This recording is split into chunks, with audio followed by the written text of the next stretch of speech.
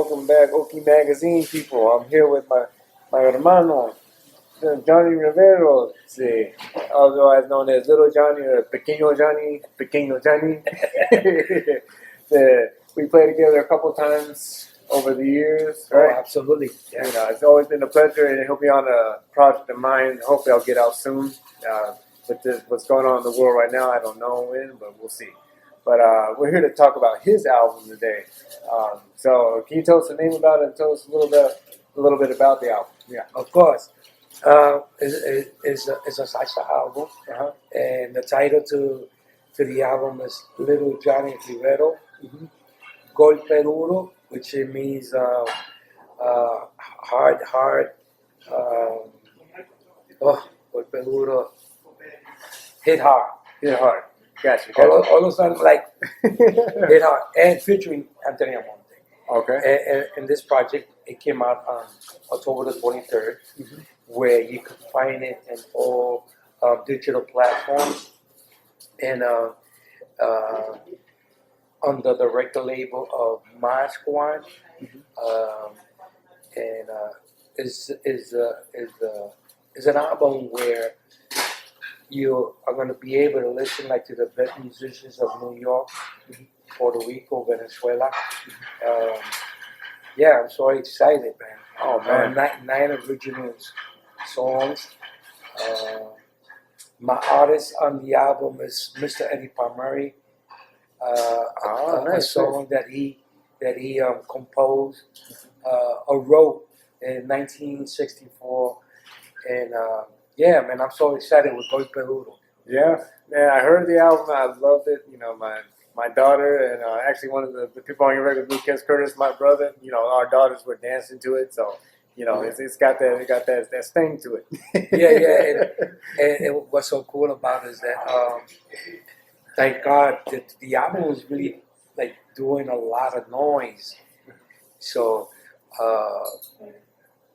once you as a musicians that we are, we work so hard and make sure that we want the people to enjoy our music, and especially as a salsa, the salsa music. As a dancer that I used to be back in the days as a young boy, it's very important to make sure that it's a danceable album. Yes. And that's exactly what's going on with Golpe Duro. Yeah. So Anthony Amonte, which is the feature, I feature Anthony Amonte. He's the singer. Very talented young man. He's a percussionist. He's a composer, and our story, the way we met, was back in the days. He was 12 years old. I used to give classes in Kennedy High School up in the Bronx. And one day, this lady walks in with two young boys. Oh. And one of them was Anthony Almonte and Frank Almonte. Anthony Almonte's mother is Vicky. So when she walked in, she tells me, we found out that she was giving classes in this school. My son loves your playing. We know who you are, and we're so excited to know that you're giving classes in this school. But that's one problem. My son, Anthony Almonte, is not in this school. So is there any way I could give him classes? He's not in the high school. He's still in public school. Oh. So what I had to do was, I had to, I felt the love of his mother walking in with the two young boys, right? It reminds me of my father when I was a young kid. My father would would take me to the beach so I could listen to the Rivero and ask him questions. How's this tumbao? Because back in the days there was no teachers. Gotcha. I learned the hard way, which is by listening to LP records. Yeah. So anyway, they walk in, I tell his mother, no problem. If you do it tomorrow, you come in to the back door of the school at 3 o'clock in the afternoon. I'm going to open that door and you're going to order my class. Nice. And she was like, ooh. So we did that for 2 years and a half. Man, oh, that's beautiful. Now it comes full circle, yeah. It's so crazy how the world goes small, right? Yeah. Because,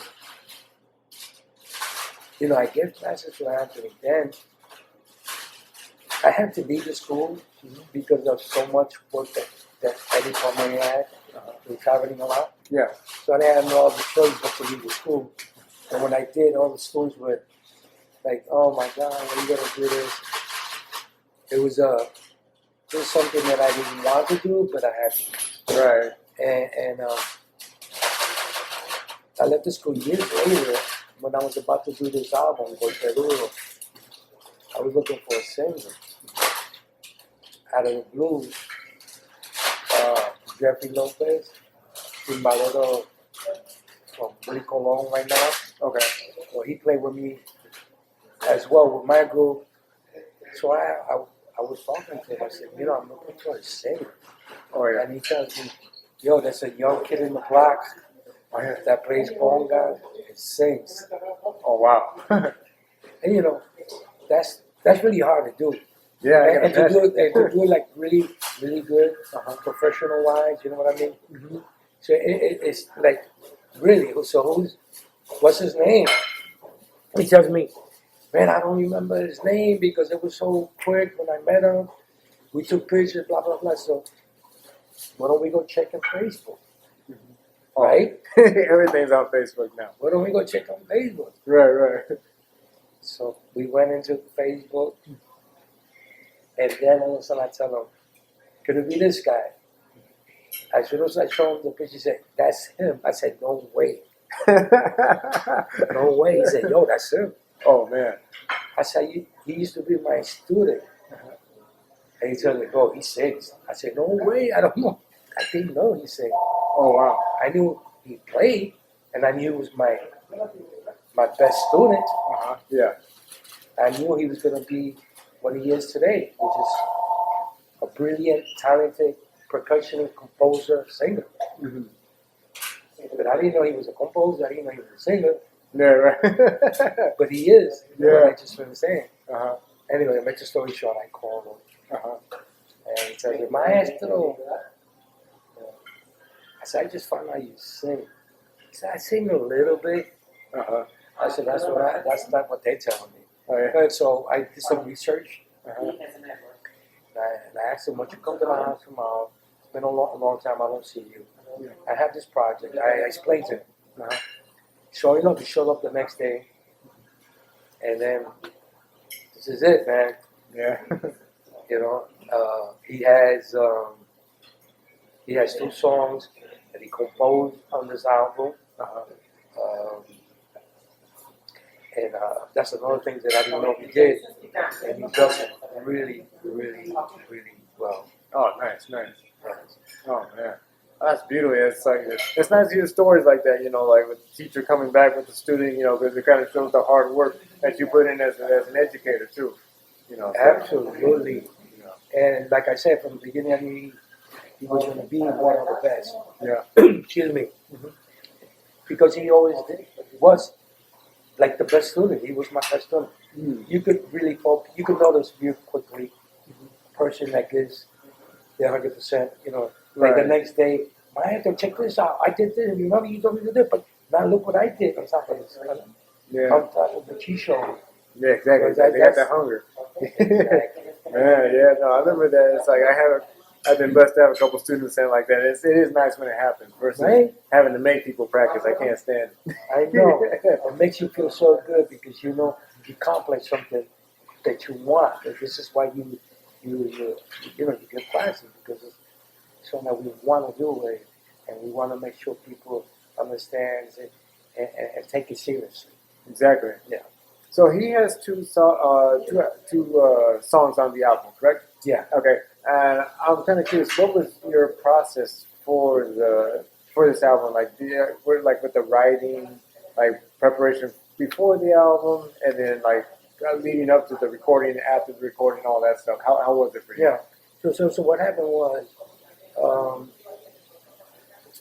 the reason why I did the salsa album, Golpeaduro, is because after I did Music in Me, the True Revolution Records, that much love to the Curtis family, to my True Revolution Record family. I love you guys. They gave me a shot, as we know, to do an Iron Jazz album. And I did that. But remember, I'm known as a saxero because I played with so many years with La Sonora Ponceña. So when I was, Sonora Ponceña and everybody else, right, I became a freelance musician and then played with all the best salsa bands in Puerto Rico. But people would always ask me, the next album is going to be Latin jazz or salsa. Oh, okay. So it was more like people were bringing me back to the salsa. And I grew up listening to the salsa.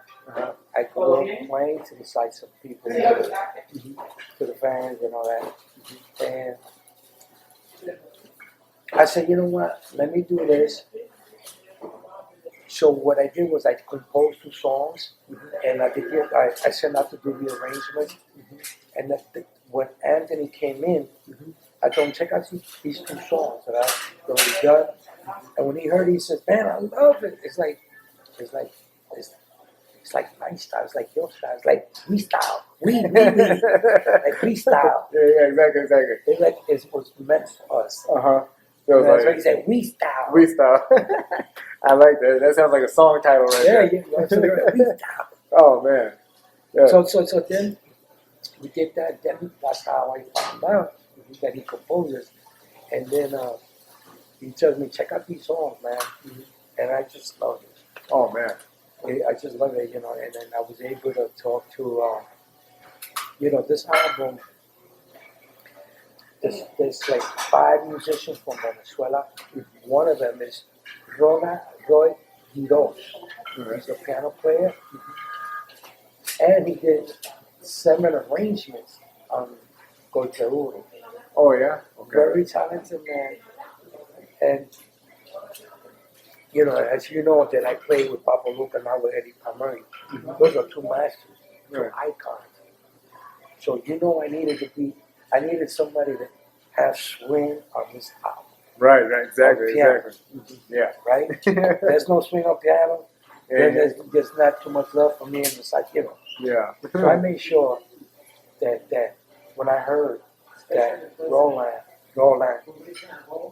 so he's so tasty, man. Yeah.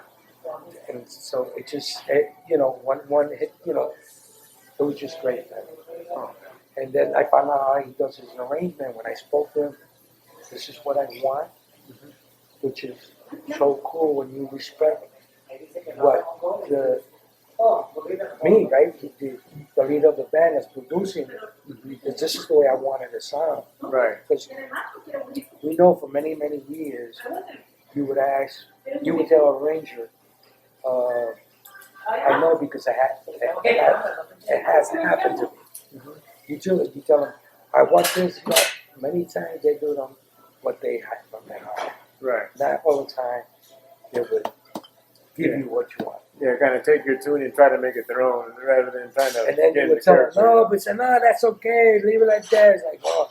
Yeah. You know what I mean? They'll lose respect, no? Right, exactly. So I didn't have no problem with Roland. Roland would call me, he would send me the first part of the arrangement. Maestro, what do you think? I said, I love the chords. Let's just continue. That's what I want. Just continue right there. Yeah, so when he did the first arrangement, I said to myself, I'm giving him 6 more. Yeah, exactly. That's how you know you're doing good work when you get called for 6 more. Yeah. Yeah. No. So everything's been a blessing. Yeah. Yeah. Yeah. I'm just like so now I'm able to I need 1 more number to finish the album. Right? I was able to talk to Sakai Curtis. I said, Sakai, I want a Latin jazz album, danceable. Everything has got to be danceable, right? So, I'm looking at this. This is the way I wanted it to sound, most likely, basically on this tune, that tune. Mm-hmm. So enough, man. It's like I brought it up to the table, just the way it's supposed to be. Yeah. You know what I mean? So that's another person that, him and I worked with the Music Me album. Another person that understands what you have in your mind, what you want to hear, what you want the people to hear, and what you want. Gotcha. So that was not a problem ever with Sakai. Yeah. Sakai Curtis, Genius. That's my genius, yes, exactly. Yes. So we was able to do this beautiful composition from him with a beautiful title. The title alone was like, Oh yeah. Like I said, Sombra de Lluvia. Oh wow. Okay. So, yeah. So then I told him, how about it be? That name sounds so cool, man. Let's use some strings. So we got some strings on there. This is mad killer. Yeah, I like that title. That's kind of make me want. I'm gonna take a sip of my wine for that one. Salud. So, salud, yes. Salud. Oh man. So you had strings, that's got ahead of me. I'm gonna do an album with some string stuff myself. Man. It's so. And Sakai was like, man, I love the idea with the strings, man. Mm-hmm. Hey, he's so down to earth, Yeah. So now I need one more song to finish, right? Because I had 8 songs, and then I needed one more song to finish the album. So what I did was, I spoke to Eddie Palmieri's second, Eddie Palmieri's son, which is the manager. I said to him, Eddie, it would be like the most beautiful thing if your father could be part of this album. Yeah. It'll be my honor that, you know what I mean? And your father's blessing to have him in my album. I don't know, I need to finish the album, I need one more song. And I would love to have your father on it. And he says, hey man, our father loves you. I don't see why not, And then he told me, but it's got to be one of the songs. I said, absolutely. He's, I don't think it's going to be no problem. But it's got to be one of the songs. I said, absolutely. So then, before that, for years and years, there's a song that he recorded in 1964, which is titled Mi Corazón Te Llama. Okay. Mi Corazón Te Llama was a huge hit back in 1964. Okay. So I remember my father, put it in every day, basically. My father was la perfecta, Eddie Palmieri, la perfecta, #1 fan. Oh yeah. He had all all his records. But then, when I would go to the store, my mother would tell me, go to the grocery in summertime, go to the grocery, and buy me whatever. You would go to the grocery store, and the radio would be on. And what will you hear? Mi corazón te llama. Oh, it's like the Beatles back then or something. So yeah, you would go to Canada, or in the summer, the barrio, Puerto Rican barrio, East Harlem, back in the day, everybody had records, everybody was like Occhi Beach, Central Park. It was all Boricuas, man. Oh yeah. So everybody had the radios and that you would hear that song. When I told Eddie, I like very, very much Mi Corazón Te Llama. He told me, whoa. Oh yeah. So it's like it He brought said, back memories. wow. It's like a flashback for him too, right? Yeah. And he says, we never played that song ever. Yeah. So I said, let me talk to my dad. The following day, I get the call from Eddie, telling my dad is on, man. Oh yeah. Man, that's beautiful. Yeah. Yeah. I mean, it's good to hear this because it's like not only like a story about your album, but it's like history of like Puerto Rican music, like New York. The New York scene back in the '60s. Like there's so much kind of been built in just this one song So I mean, it's a heavy album. I think you all need to check it out, like for sure. You know. And you can find it. You can go to my website, littlejohnny.rivero.com. It's also in all digital platforms. You could get the physical as well, and you won't regret it. No, definitely You will not. won't regret it. Yeah, I mean, like I said, my daughter was dancing, and Lucas' daughter. I mean, I was dancing to it. Everyone was dancing to it. And you know what I did? What I did was this is a song that the title is "Mi Song I Said It." Uh-huh. So basically, what it's saying is, come and dance with me, the cartel, because the band is Little Johnny Rivero, and it's cartel. Cartel is a cartel. People ask me why the cartel, why that name? Well, it's just telling everybody that my cartel is the best musician from New York, Puerto Rico, Venezuela. That's my cartel. That's my cartel. Yeah. You know what I mean? Yeah. It's nothing bad or anything you want to put in your mind. That's my cartel. Yeah. It's mi cartel. No es. So to make that, just make sure about that name. So anyway, so on that song, it's saying, come and dance with me with the cartel. That this is a song which is totally different with a lot of swing. Come enjoy. It's like bringing people to the dance floor. Gotcha. So on that tune, there's not too many people or too many bands that give bass solos. Yeah, exactly. Palmieri always did it. Yeah. Eddie Palmieri always, few people, not too many people. So it just came up to my mind, you know what? It's a song Tuno. I got Lucas Curtis. Oh yeah. My brother, yes. Yeah. So, yeah, man. So Lucas Curtis has a solo.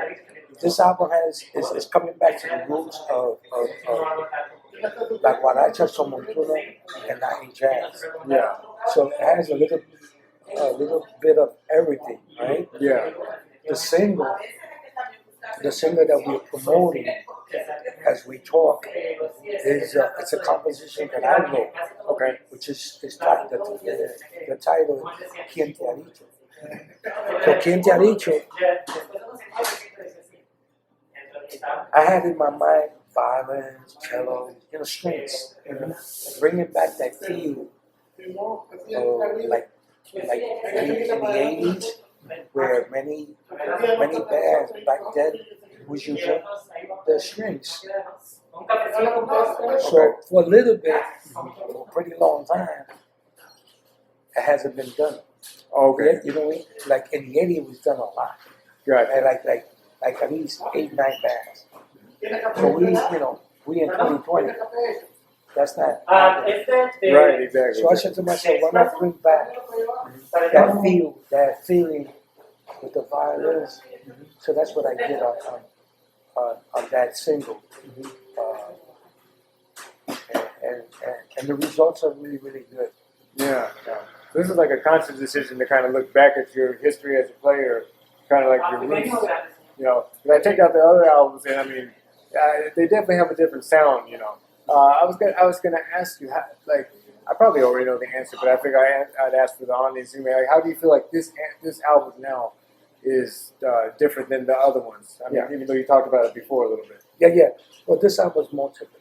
Mm-hmm. It's more typical. It's more dancing. Yeah. Paso Gigante was kind. Excuse me. Mm-hmm. Paso Gigante, my first salsa album. Mm-hmm. It was kind of this is more typical. So that's it was like more intensive arrangements, and I would say many breaks, some percussions. Yeah. So Okay. So this one is more typical, more danceable, and more likable. Gotcha. I even though to me, Paso Gigante was is a killing album. Mm-hmm. Like I have the same. I've been blessed having like the best musicians. You know, on Yeah. that album I had Papuruca on piano. Okay. I got Giovanni Hidalgo. I got Nelson Gonzalez. I got Rafael Lafayette. So it just brings back, you know, I have, just like on this album, I have Nelson Gonzalez, Jeremy Bush, Luciano Coro, and plays flute and two songs, and also sings one of the compositions that I wrote, which I dedicated to a radio station, a good friend of mine, El Búho Loco.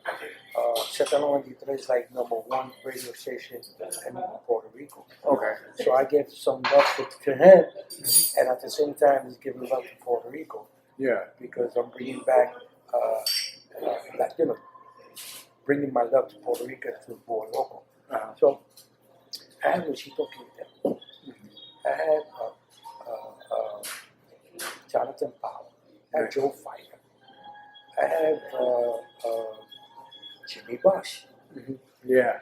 You know, I got Eddie Palmieri. This is a deep album. Yeah. So it's more typical, but it's so tasty, man. Yeah. A lot of sabor. Yeah. Oh man, yeah. Like I said, I mean, like I'll probably finish this bottle of wine that I'm keeping on camera for right now. I'll probably finish this tonight while listening to the music. That is so cool. That is so cool, man. Oh, Like, man. you know, I've been, like I told you before, I've been pretty much busy with the interviews. Uh-huh. I think I'm pretty comfortable with what I'm saying now, right, my peeps? Yes, indeed, yeah. Because at the beginning it was kind of hard for me because I wasn't used to doing interviews, you know, the Zoom thing, Right. the interviews of Facebook, and it just keeps going. Yeah. So now I think I'm a little bit more comfortable, and the more I do them, the better I get. Mm-hmm. And I'm doing it both in English and Spanish, and it's, you know, it's been pretty intense. Honestly, bro, I got like 5 more interviews this week. Oh man. It's like, yeah. Yeah. So it's all good because, unfortunately, because of the way we live in right now, the situation that we live in, right? Pandemic has ruined everybody's life. Right. And unfortunately, musicians like us, what are we doing? We're doing virtual concerts, right? Right, exactly.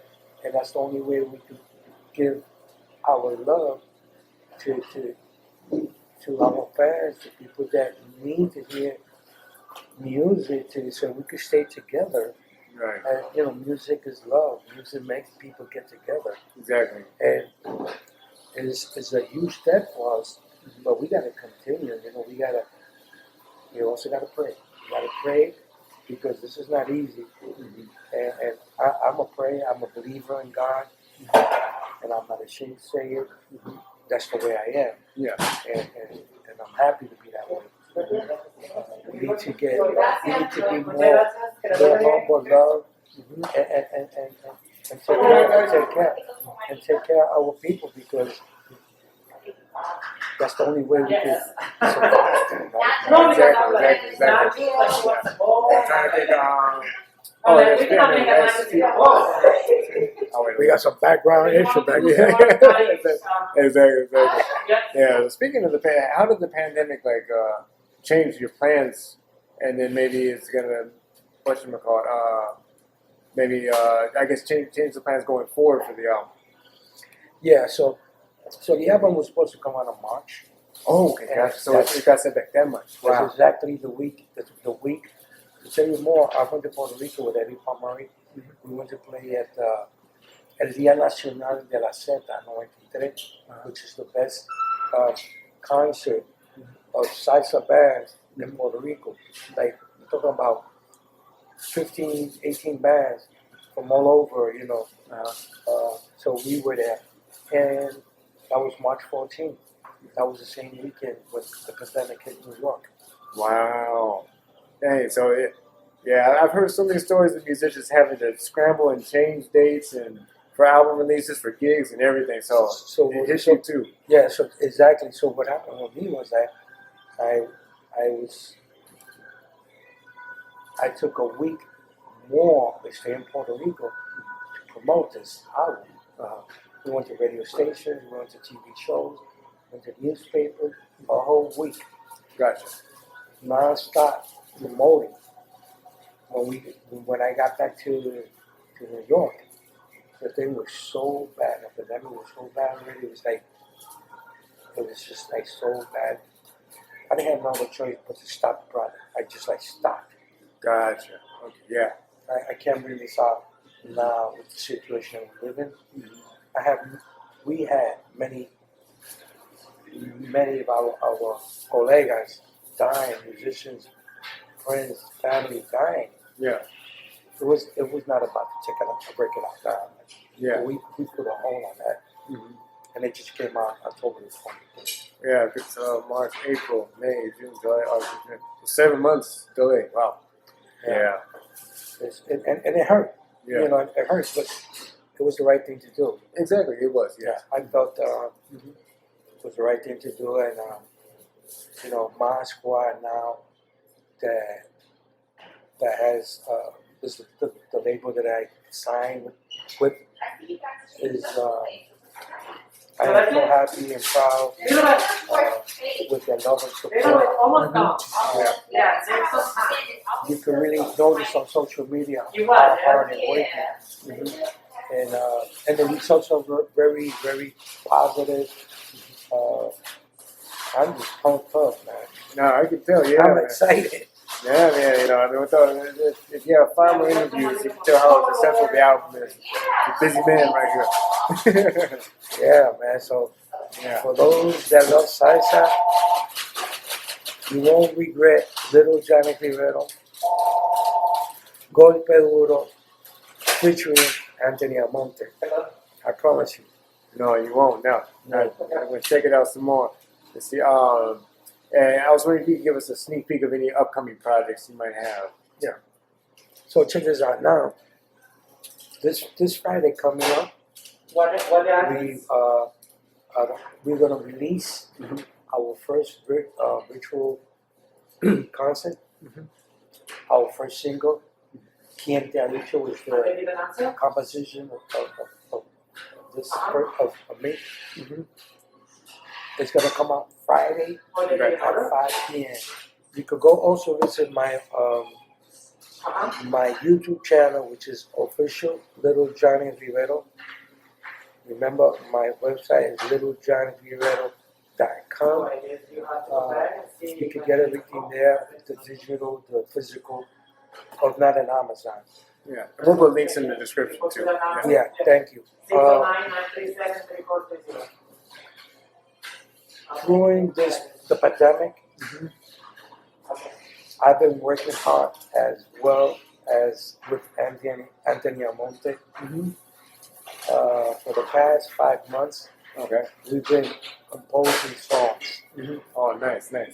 So we already got 9 songs. So you coming back in with you did the jab, now you're coming in with the hook. Okay. So just saying. Just putting it out there. Yeah. Just saying, my peeps. Yeah. We are ready for the next one. Yeah. Yeah, hermano. Yeah. So we pumped up. We got some smoking lyrics from next album. If this one really, you know, if you really like and love this, you're gonna like it. You're gonna love the next, and like you're gonna love it. Yeah. Oh, okay. Yeah. Because just remember one thing. Now Anthony and I, we know exactly. He knows exactly what I want. I know exactly what he wants, which is the same thing we want. Yeah, exactly. It's a beautiful thing. Yeah. What was the term you said earlier? I forgot already. Oh yeah, man, that was a good one too. Just go back in the video. Just go back over in the video. It was a genius look. It's we. Yeah, it's like we something. It's we music or something. We is. I don't know. Yeah. I'll come back to. Well, we'll come back to it. Maybe I'll put a link for that one too. I'll be checking the interview. Yeah. Exactly. Okay. We in. I don't remember. Yeah. Yeah, but it was a good one. Yeah, no, it was very good. Yeah. Let's see. So I want to close with this. As I told you, I'm studying my Spanish. So you have 9 tracks on the album. Why don't you tell me each track, and I'm going to see if I can give myself a chance to try to guess it. The titles. Yeah, maybe we'll try to do like a couple seconds. It's maybe the audience who maybe there's any people who out So there you learning want me Spanish. you want me to pronounce it in Spanish? And I'm going to try to translate it in English, maybe see if I can. Oh, figure I it see. out. That's a good one. Yeah, let me see if I can do it. Okay, let's see. That's This is good, but peaks. yeah, I'm gonna probably fail, but let's see what I happens. bet you won't. I bet you won't. Okay. Here we go. Number 1. Uh-huh. The first track on the album Golpe Duro is titled ¿Quién te ha dicho? Say, who has been telling you? That's a good one. Yeah. Yeah. Well, who told you? Oh yeah, who's told you? Oh, who told Yeah. you? Oh yeah. But that's a good one. Okay. Yeah. You're in the same. Yeah, you did. I So got one. So now the second title Uh-huh. of the song is Golpe Duro. Okay, I have it. I see if I can. He told me I got to see if I can remember it. Like hard heart, or like a strong heart. Okay, hit hard Hit hard. or Kind of. hard hit. Hit. Oh, hard hit. Okay. Yeah, Kind of. Yeah. Yeah, when we were So golpe is hit. yeah, golpe. Oh, golpe. Okay. Okay. And then duro is hard. Hard. Yeah. Okay. Okay. I remember the duro part, but not the golpe. Okay. Okay, so the third title, the third song title is Chinita Monda. Oh, that's gonna be That's a hard one. Chinita. Monda. Jennifer. Oh man. 5, 4, Mm, 3. kind of girl of the world. You can't get them all, but that was so. Chinita is the orange Oh, it's an orange. Really? Okay. in Puerto Rico. Okay. Okay. We call it chinita. Chinita. Okay. O una china.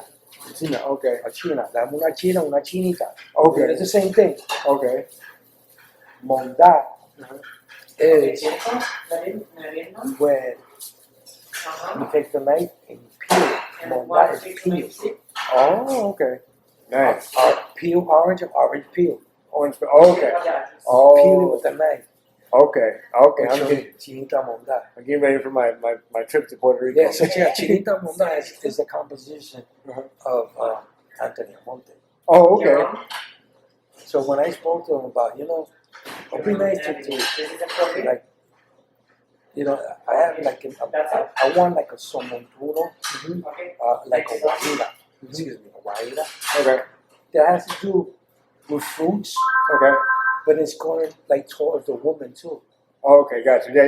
Yeah. So he like, the following day, he's in Miami, and he tells me, yo, pa, I just got this, yo, check this out. So he's like, I said, oh, I love it. So Chinita Monda. The next song is composition from Eddie Palmieri, and the title is Mi Corazón Te Llama. My heart, you call, or something about mi corazón te llama. Mi Corazón Te Llama. Te llama. You call my heart, or you? That's a good one. Yeah. My heart is calling you, then you call my heart. Oh, okay. Okay. Yeah. Okay. Excuse me. Uh-huh. Falta de conciencia. That's the next one. Yeah, that's number 5. Title, Falta de Conciencia. Like, missing conscience. Conciencia is conscience. Conscious? Is it missing or like That's it. missing Missing conscience. Missing conscience. Okay. Gotcha. All right. I'm doing. Okay. I'm redeeming Yeah. myself. And then the 6 is Mi Son Hacer. Mi Son Hacer. Mi son hacer.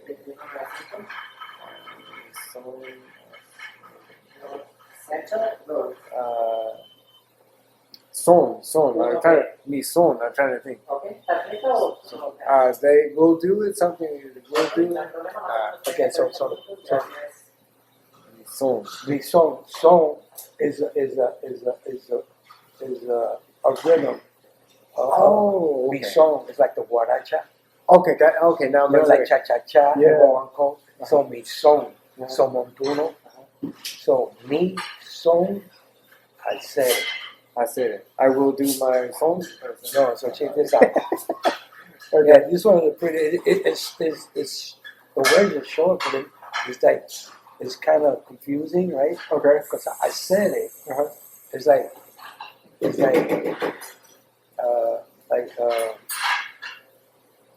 in Cuba. Uh-huh. They would say, hey, what's up? I said it. They're like, what's up, my bro? Oh, so it's like kind of slang or Mi something? son, I said it. Oh. Mi son. A song comes from Cuba. Oh, I I see. said it. This is my song, brother. Oh, I see. I see. Okay. You So know, I like- said it's kind of like hermano. Yeah, how you, Oh, you know, I see. hey, Okay. I said it. What's up, brother? Okay. Okay. Yeah, That's good. I'm learning the ins That's and pretty outs. dope. And then number 7 is listo para la pelea. Listo para la pelea, which is composition of Jeremy Buss. But, Listo para para la pelea. pelea. Para la pelea. Pelea. Ready for the fight. There you go. Oh, good. Okay. And then number 8, sombra de lluvia. Oh yeah. Shadow the rain. Right. Yeah. Okay. And then the last, Uh-huh. number 9, Okay. composition of this. Okay. The maestro. Yes.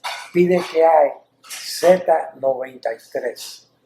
Pide que hay Z93.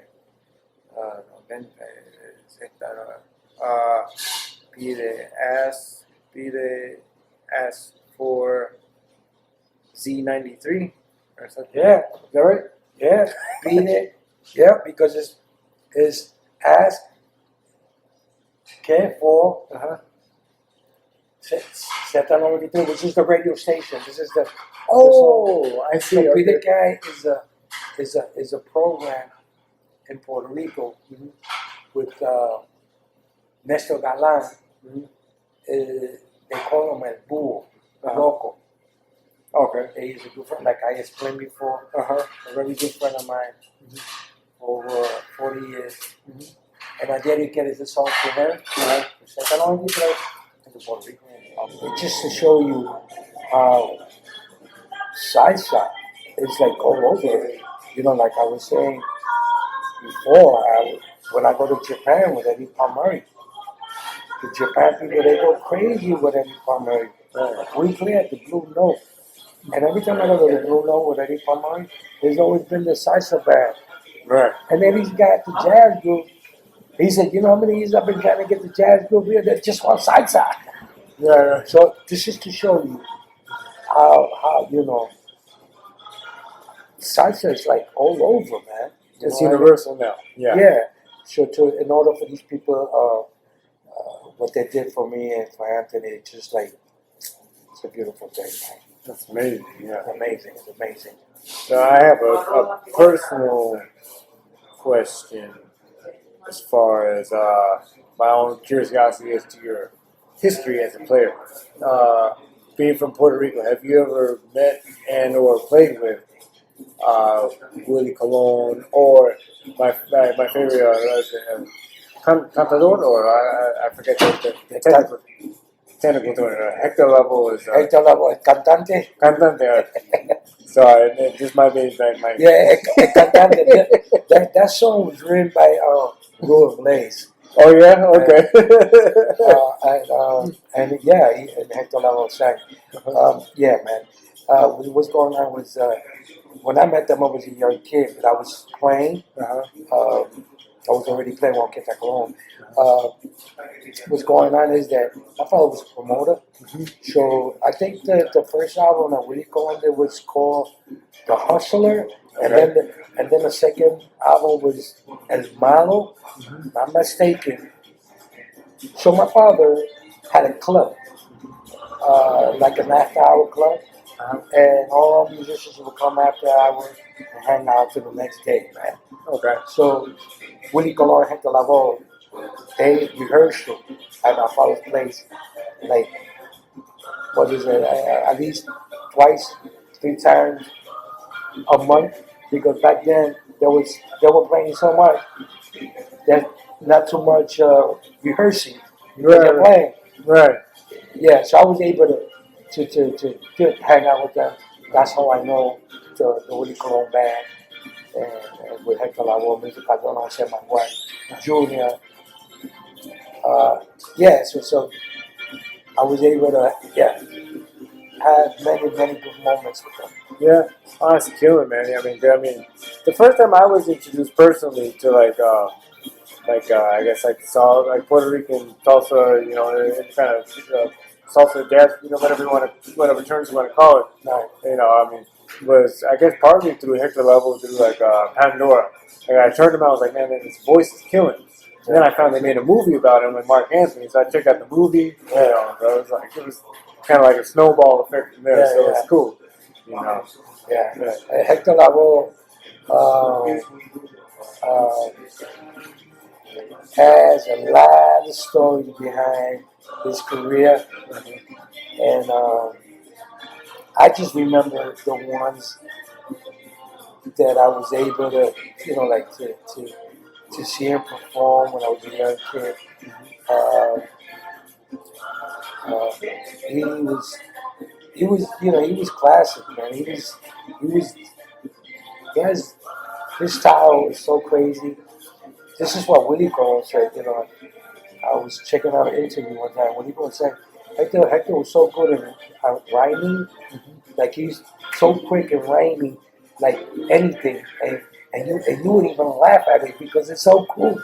Oh yeah, yeah. He was like kind of struck by the genius of it. Exactly. Yeah. Like he's like, yeah, this guy's so cool.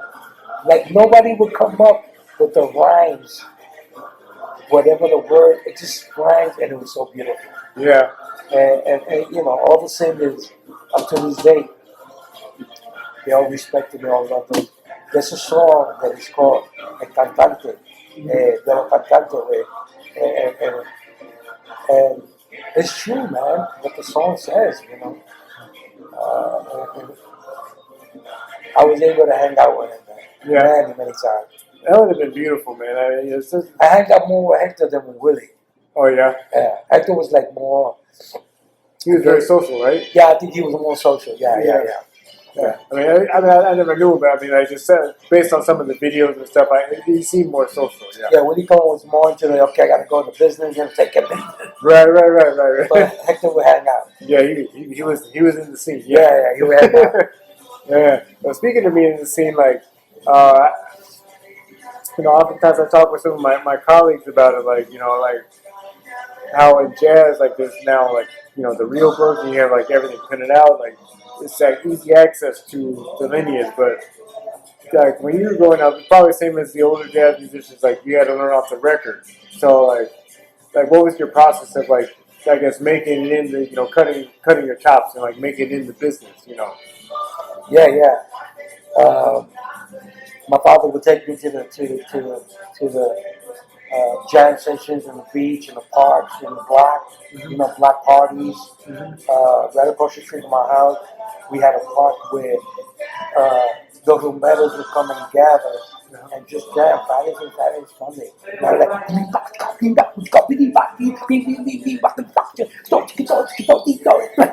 oh man, Fridays, Saturdays, Sunday. Yeah, I almost got out the seat. And I was like 13, I was like 12, and I said, and that's all I had. Yeah. So I was sitting, I would go away, my father would take me. Yeah. And I was just ask questions, how you do this tumbao? Because back then we didn't have any teachers. Right. Everything we learned was questions that would show you 3 minutes of it. You gotta try to remember that. Right. Wow. And then go back home and listen to the records. Yeah. And that happened with the musicians of jazz too. Yeah, exactly. Go in your room and just blow your horn, and it was just like that. It was, just got the break in that way, right? Yeah. And like, you said, was it 13? when you kind of got the professional debut for you. Was that correct? Or did you say it was 13 years you broke? I was 13 years old when what happened was I went in Occhi Beach, and then I was hanging out with like the best musician, Frankie Rodriguez, Milton Cardona, and Eladio Perry, Cachete Maldonado. They all passed away. Okay. These are masters, Yeah. percussionists. Okay. Bad. And I was a young kid, but Milton Cardona pulled me over, and he gave me a Kingo. Oh, okay. And you know, all these guys were beers, you know, you guys already. Oh, yeah. And I'm like,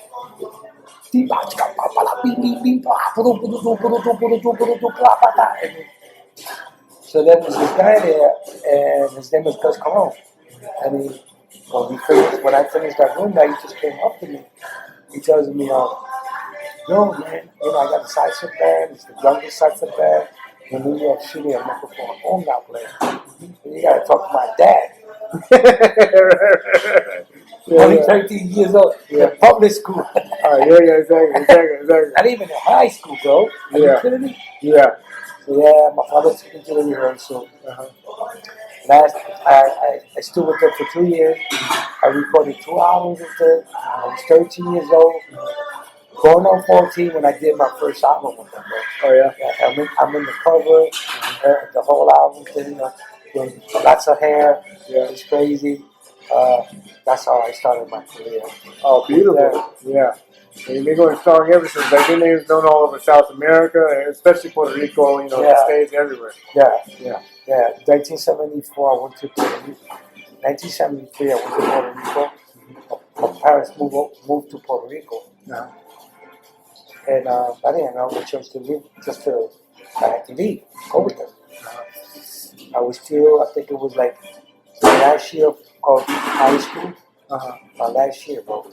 So it was kind of hard for me. Yeah. Because I didn't have no other choice. I don't speak Spanish. Really Spanglish. Like me. Like, really bad. And reading was terrible, and writing, I was like. Oh, okay, gotcha. So anyway, but I had to finish my 4th year of high school. Yeah. My parents, adamant no instruments, you don't give me my 4th year. Yeah. So it just made it very difficult for me because being in Puerto Rico, when I first got into my Spanish class, the first book, when I go into the Spanish class, they're like 230 something pages. It was about Don Quixote. Oh. The Spanish class, Don Quixote. Yeah. Are you kidding me? That's kind of like Shakespeare in Exactly. Yeah. That's a rough deep. one. And I said, what? And 200 and something pages. Right. I was lost in space. Yeah. I just didn't know what was going on, man. Yeah. So it was tough. I graduated, played with La Ponce for 16 years. Then I went freelance in 1990. And been with Eddie now, going on 18, 19 years, man. Yeah. Got my own record. Yes. Life is good. Life is good. Yeah. And hopefully, you know, once I get my stuff together, we'll be on the record together soon. That's right. Yes. It'll be my pleasure. Yeah, Duro. Okay, it's coming. It's already out. It came out October 23rd. Check it out. We'll have links in the description. You know, check out his website. You know, hopefully in the world, if the world goes back to normal, you know, we'll see him live, and I'll be front row with my glass of wine if I'm not playing myself. All right, thank you, Occhi Magazine family, and I'll check you out next time.